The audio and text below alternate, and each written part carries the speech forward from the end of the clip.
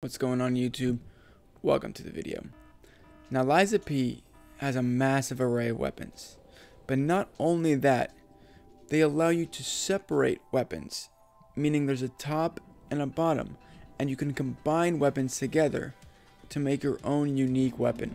This gives you an almost limitless possibility on the weapon that you can use.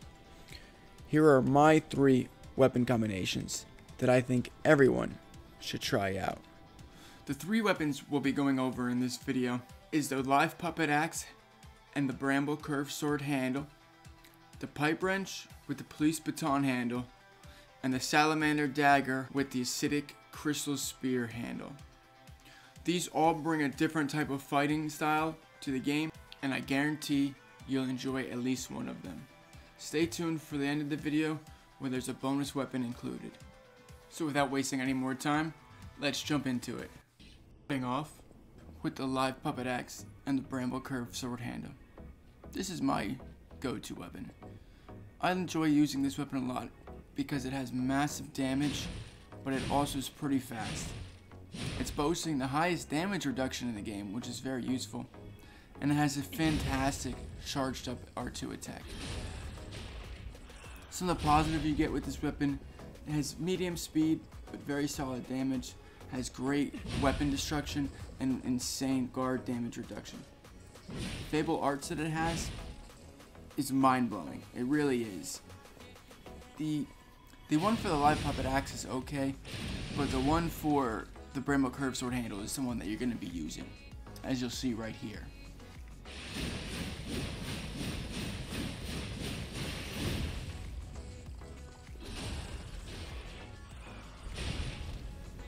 Now, some of the negatives with this weapon. It's so big that it's kind of hard to see your enemy. As you can tell right there, you can't really see that much. So when you're fighting an enemy that has a good combo on it, it's hard to see when that next attack is coming. Also, it's very, very heavy. So you gotta make sure that your capacity is up to par to be able to handle a weapon like this. This weapon is rocking a C in motivity, a C in technique. Damage reduction is, again, the highest in the game, 77.56. You're going to be able to take hits from enemies while blocking and regain that back, and you'll be easily able to break enemies' weapons with perfect guards. The pull cell charge is 15.85. The Fable charge is, again, insanely high. It's 720, but it does weigh 21 pounds. So a weapon like this can really bring you down if you don't have high capacity. Next, we have the pipe wrench on top of the police baton handle. This weapon, I see it all over YouTube. I see people use this weapon all the time. They love it. It's very, very, very powerful. I myself, am not a really big fan of it because I think the range is just too small. But it can do insane damage, and it does kind of look funny, which makes, I think, it a favorite for a lot of people. Some of the positives for this: it has very good weapon destruction and has very good guard damage reduction.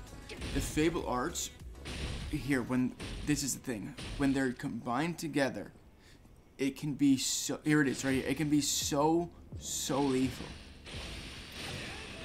I mean, that's insane. Look at that damage. That's insane. Almost 4,000 damage for a level 10 in a split second. It's amazing. So no wonder a lot of people enjoy this weapon. I would say the negatives of this, though, its moveset is kind of lame, it's kind of boring, and also the range on it is so small. You have to be very, very close to the enemy to really do any damage. And it is quite heavy for how small it is. Okay, the stats for this has a B in motivity, a D in technique, a damage reduction of 73.92. It's great. Pull cell charge is 15.10. Fable charge is 604, but it weighs a whopping 19 pounds, only 2 less than the first weapon. Third, we have the Salamander dagger with the acidic crystal spear handle. I threw this one in because I wanted to have at least one advanced weapon on here. Really, this handle can go with any of the advanced heads. The positives for this weapon is it's extremely fast. Moveset's kind of like the rapier, and this thing can set enemies on fire without a grindstone. It's truly amazing. It's really good for those bosses that are weak to fire, say Victor or the green monster of the swamp. It'll take them out very quick. Fable Art's nice for just the head. It has a pretty much like a grindstone, but you just get more fire damage all, and then the handle is just a like charged up attack. It's pretty decent. Not what you're gonna be using it for really. You're gonna be trying to use the Salamander Dagger Fable Art.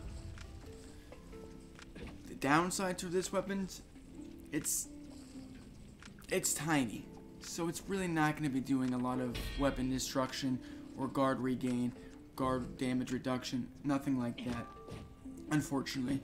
But it still is a very good weapon, and I think you should give it a shot when next time you fight the green monster of the swamp. This weapon's stats has a D in motivity, a D in technique, but an A in advance, which means you can light people on fire pretty easily. The damage reduction is 45.55, pulse cell charge 10.25, both of those are very low. The Fable is 363, but it only weighs 9.2 pounds, which means it's ideal for people who want to play fast-paced, dodging, instead of blocking gameplay. And now time for the bonus weapon. This is the Acidic Curved Greatsword with the Bramble handle. This is a weapon that I just started using recently, and have been loving a lot. I will say it melts the endgame bosses pretty well, as most of them are weak to acid. What I like about this is it uses the Bramble handle, just like the light puppet axe, but because the Acidic Curved Greatsword is a little bit smaller, it weighs less, and it's a lot faster. Now, obviously, it's not going to have the same damage reduction and everything as the other weapon does, but it's still extremely good, and I highly recommend everybody giving it a go, especially against Laxasia or against Simon. I think it melts those two. The Fable Art for the top of the weapon, it gives it acid, as you can see. It just coats the weapon in acid. So if you use that and then you use the other Fable Art, game over. Game over. And look at the view you have with that weapon. You can see it, everything just fine. The stats for this weapon, it's a C in motivity, a C in technique. Unfortunately, this weapon doesn't have any acid damage. I'm guessing just because it's only around when you do the Fable Art.